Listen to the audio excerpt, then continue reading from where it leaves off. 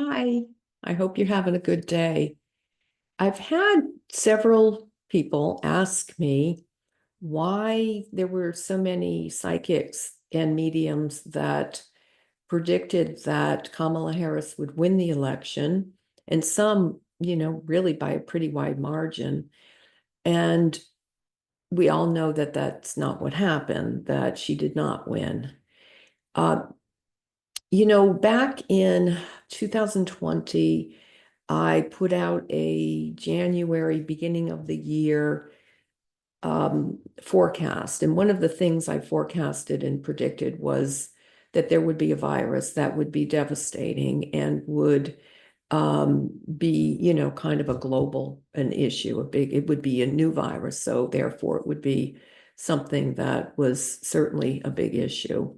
And when I felt that and saw that, it was difficult to see. It was difficult to feel because I felt the pain that that brought to so many COVID, and so many people passed over or became very, very ill. And it seemed overwhelming to me to see that as a possibility. And yet we know that that did transpire. When we make predictions, it's difficult to sometimes allow ourselves to see outside of our comfort zone. And certainly there was a lot of people, and still are a lot of people, with the consciousness that supported Kamala Harris winning. However, it wasn't the dominant consciousness. And that is why she lost, was because the dominant consciousness was concerned with other issues other than the generosity of spirit, the light that Kamala was bringing in, the wisdom and strength. And we instead had the consciousness that was willing to support someone who clearly is not of that consciousness. That is someone who is never really wanted to be a public servant, who has been more concerned with making a lot of money and self-serving and very punitive, very, very damaging to others, very negative, very much hungry for power and greed. And unfortunately, that is the predominant consciousness in this country. However, what is to come will be chaotic. It will be, as we know, just given his last presidency, it will involve surprises that can be shocking and almost unbelievable in their scope of potential harm to others. But I want you to know that once our collective consciousness begins to tip, once we reach that tipping point where we are more concerned and aware of what we want to be expressing in our heart, that we're more aware of our own goodness, of our own willingness to be part of something that will be beneficial to everybody, not just our own individual needs, that whatever is happening government-wise will shift, it will change. And I'm not forecasting that that's going to come right away. I'm not saying that we're ready to do that. Unfortunately, the way we have learned and grown in this third dimensional earth space is through suffering. That's what brings us the awareness of compassion. And, when we're suffering, we open ourselves to higher forces for help, for relief, for comfort. We are more aware. Suffering brings us into that. But we don't have to continue to learn through suffering. And that's one of the really predominant issues when it comes to spiritual paced people right now, is we have to start to shift out of this unconscious paradigm we've been in where we learn through pain. There is a different way to evolve, a different way to shift. There is a way to live right now, despite the chaos that may be predominant. There's another way to live, and that is through our own consciousness and reaching higher levels of awareness. Because once we transcend the third dimension, because the third dimension is a duality, it's very, very concerned with right or wrong, good or bad, day and night. There's always an opposite. Things are good and then they get bad. Things are bad and then they get good.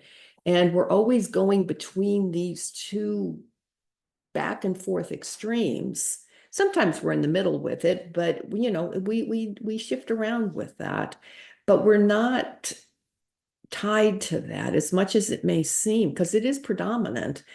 But don't let yourself be fooled by that.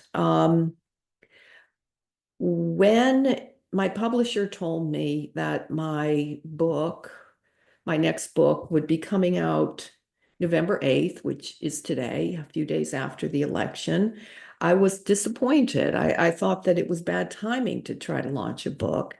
And it's not political, my book, so it really was not going to be something that people might be, focused on. However, there's no coincidences. And my book, Raise Your Frequency, today is the day that it is fully officially launched. And I bring it up in this conversation because that's what I talk about in the book, is how to raise our frequency beyond the third dimension, which is controlled by forces that are like a pendulum. They keep swinging us back and forth, back and forth. And to raise and to learn beyond suffering, we don't have to continue to learn in that way through difficulties. When we transcend the third dimension, what we go into is the fourth and fifth. And this book is about how to manifest, how to live abundantly through a higher vibration, through a higher frequency, how we can receive once we attain this higher frequency. And it comes naturally because our source is a vibrationally higher source. But in order to do that, we have to shift.